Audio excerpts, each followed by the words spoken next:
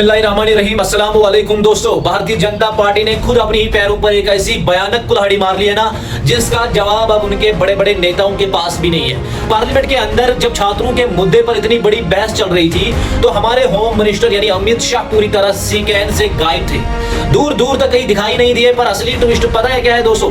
BJP अब अमित शाह को बचाने के चक्कर में ऐलान कर रही है कि जंतर मंतर पर जो पैलेट गन चली और जो आंदोलन लाठीचार्ज हुआ, उसका ऑर्डर होम मिनिस्टर ने नहीं बल्कि वहां के लोकल एसडीएम और मजिस्ट्रेट ने दे दिया हुआ था। वाह मेरे भाई वाह, अगर हर चीज का फैसला लोकल मजिस्ट्रेट ही करता है तो फिर 1984 के सिख दंगों के लिए आप डायरेक्ट राजीव गांधी को क्यों घेरते हो? फिर आप क्यों कहते हो कि अयोध्या में राम भक्तों पर गोलियां मुलायम सिंह यादव ने चलवाई थी? चलो भाई जल्दी से बैठो और इस पूरे सियासी दोगलेपन और बीजेपी के इस सेल्फ गोल का एकदम आसान भाषा में पोस्टमार्टम कर दे। वीडियो को एंड तक देखना, क्योंकि आखिर में राहुल गांधी ने जो आग उगली है वो आपको दंग कर देगी। देखो दोस्तों, पहले पूरे मामले को आसान भाषा में समझो। जंतर मंतर पर देश के छात्रों का इतना बड़ा आंदोलन चल रहा था, पूरी दुनिया की निगाहें जो थी वो वहां पे टिकी हुई थी। पहले तो बीजेपी का गोदी मीडिया चिल्लाने लगा कि इसके पीछे पाकिस्तान, चाइना और बांग्लादेश का हाथ है, जो पूरी तरह से झूठ साबित हुआ। और अब आप कह रहे हो कि होम मिनिस्टर का लोकल पुलिस और मजिस्ट्रेट से कोई लेना देना ही नहीं था। अमित शाह पीछे 2-3 दिनों से पूरी तरह स्क्रीन से गायब है। हद तो तब हो गई है जब राज्यसभा में यूनियन मिनिस्टर जेपी नड्डा ने सवालों से बचने के लिए सभी एक्सेप्ट कर लिया कि जंतर मंतर की हालत इमरजेंसी जैसी थी। जब उनसे पूछा गया कि छात्रों का अरेस्ट क्यों किया तो नड्डा साहब बोले, इमरजेंसी के दौरान जब कांग्रेस की गवर्नमेंट थी तब मुझे भी क्लासरूम से अरेस्ट किया गया था। जो दोस्तों, नड्डा साहब ने छात्रों के आंदोलन को सही ठहराने के लिए खुद ही अपनी सरकार की तुलना इंदिरा गांधी की इमरजेंसी से कर दी। इसे कहते हैं खुद के ही पैरों पर कुल्हाड़ी मारना। दोस्तों, आप समझते हैं कि इस पूरे मुद्दे पर राहुल गांधी ने पार्लियामेंट के बाहर आकर बीजेपी के इस झूठ का गुब्बारा कैसे फोड़ा? उन्होंने साफ कहा कि पैलेट गन या भारी फोर्स का यूज बिना होम मिनिस्टर के परमिशन के किया ही नहीं जा सकता।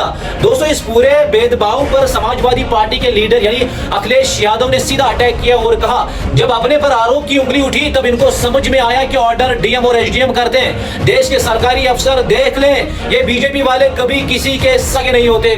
भाई अब आते हैं इस पार्टी के नेताओं के असली क्षेत्र पर। अपनी नाकामी छुपाने के लिए बीजेपी के नेता अब गंदी गालियां गलौज पर उतर आए। पार्लियामेंट मेंबर कंगना रनावत ने आंदोलन करने वाली देश की बेटियों को जनरेशन गटर बोल दिया।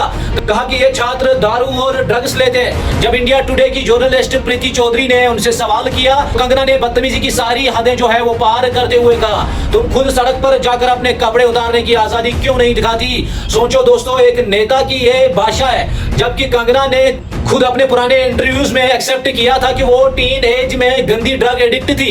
हद तो तब हो गई जब ग्राउंड जीरो पर जर्नलिस्ट तनुश्री पांडे और हर्ष यादव ने दिल्ली पुलिस को घेरा। एक मासूम छात्र के प्राइवेट पार्ट में पीछे से डंडा घुसाने वाला इंस्पेक्टर नवीन राठी आज भी ऑन ड्यूटी है, जैसे घूम रहा है। जब पुलिस अफसरों से पूछा गया कि ऐसी हैवानियत करने वाले को सस्पेंड क्यों नहीं किया तो वो किसी रोबोट की तरह एक ही लाइन बोलते रहे, मामले की जांच चल रही है, आप कंप्लेंट लिख कर दो, न मंत्री जिम्मेदार है न पुलिस जिम्मेदार है। तो मेरे दोस्तों, हालत एकदम साफ है। पार्लियामेंट के अंदर जब राहुल गांधी बोलते हैं तो अमित शाह गायब हो जाते हैं। और AISE में जब राज्यसभा में संजय सिंह RSS के पुराने इतिहास का सच लेते हैं कि उन्होंने 52 साल तक तिरंगा नहीं फहराया, तो ओम बिरला और चेयरमैन उनकी आवाज को ही दबा देते हैं। न मंत्री की जिम्मेदारी न पुलिस की, बस विपक्ष और प्रहार करते रहो और अपने हिसाब से रूल बनाते रहो। क्या अब समय आ गया है कि देश की जनता की गोदी मीडिया और बीजेपी के दोगलेपन के खिलाफ खड़ी हो?